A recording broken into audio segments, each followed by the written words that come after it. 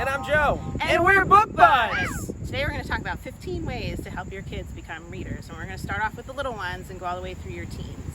So our first tip is when you're reading aloud to your kids to point to each word as you go along so it's easier for them to follow.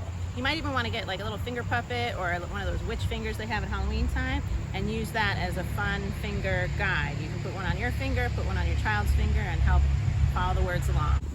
So our second tip is to set a bedtime prep alarm so that you don't lose reading time at the end of the night. Sometimes after rushing around all day, we run out of bedtime prep time, so set an alarm if you need to.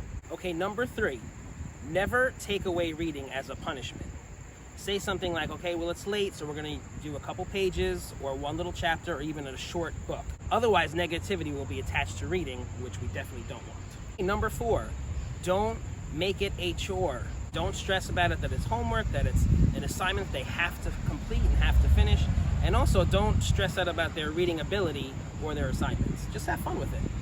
Yeah, as they get older and they have to start filling out reading logs, that feels like a chore tremendously. So you don't want that to become a drag. It might be a drag for you as a parent to make sure that you're writing down what pages they started on and what pages they ended on. Try to keep the frustration of that separate from the enjoyment of the reading, because you don't want reading to be lumped with the chore of the reading logs. So just do your best to keep it fun.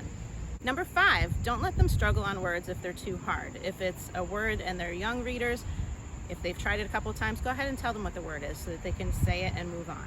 And if they're older and they're struggling with the words, look it up together. Look up the definition so that you can together understand what the word is and use it as a teaching moment.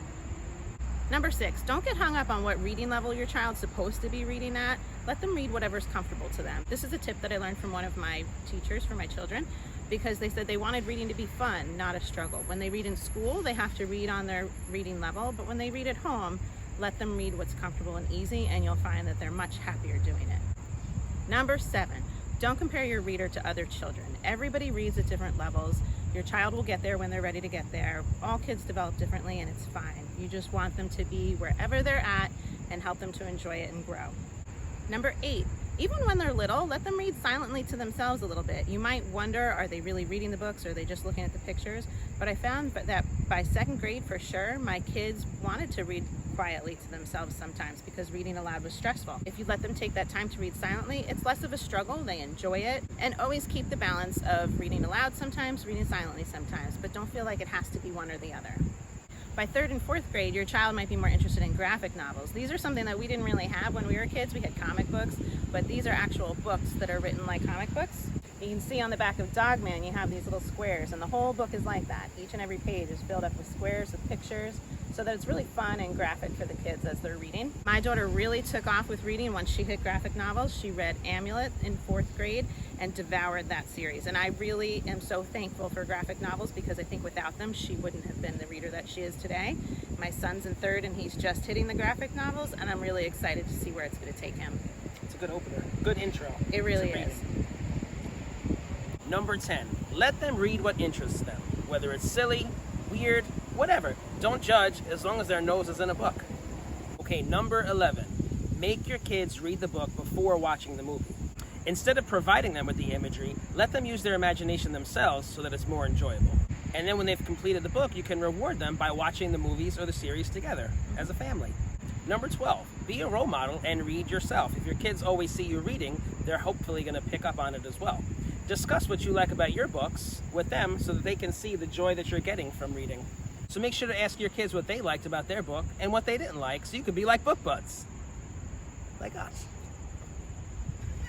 Once your kids get to know a little bit about authors that they like and series that they're looking forward to, get excited about book releases with them. My daughter was really interested in the author Readate. She did a report on her for school, and she knew that there was a new book coming out, and the book that was coming out was called Guts. And so she kept talking about it, so I made sure I took the time to look up what the release date was, and on that exact date of its release, I picked it up on my way home from work and surprised her with it, and I said, you have this on the very first day it's out. She was so excited. So if there's something like that happening for an author that your child enjoys, make it a big deal, make it fun for them. As your kids get a little bit older, you might want to explore eBooks with them. They actually have a lot of websites that have younger reader books that are available online as well. But my daughter's been seeing me read on my Kindle, and she started to covet that a little bit. So I thought it might be nice at Christmas if I included that on one of her gifts that she might get, because it's a great way to then encourage her and say, hey, I approve of your reading. Here's this awesome device to keep reading on.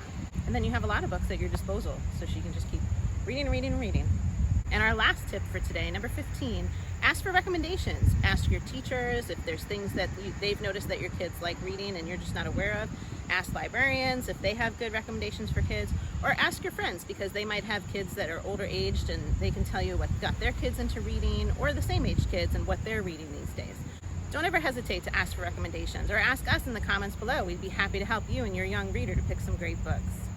And if you'd like to check out another one of our videos that we did, Suggestions for Young Readers, check out the link in the description below. If you like what we're doing here on BookBuds, Give us a thumbs up and share us with your friends. and subscribe to our channel, BookBuds! Okay, I thought the bee was back here. Bee is back. You want to just keep singing? Bee is back. Why did I do that? I have no idea. Somebody posted something on Facebook that he said. It is back. Somebody posted on Facebook that they went to buy some bees and they asked for a dozen bees, but they gave him 13 bees, and they said, oh, you gave me 13 bees, and he said that was a freebie.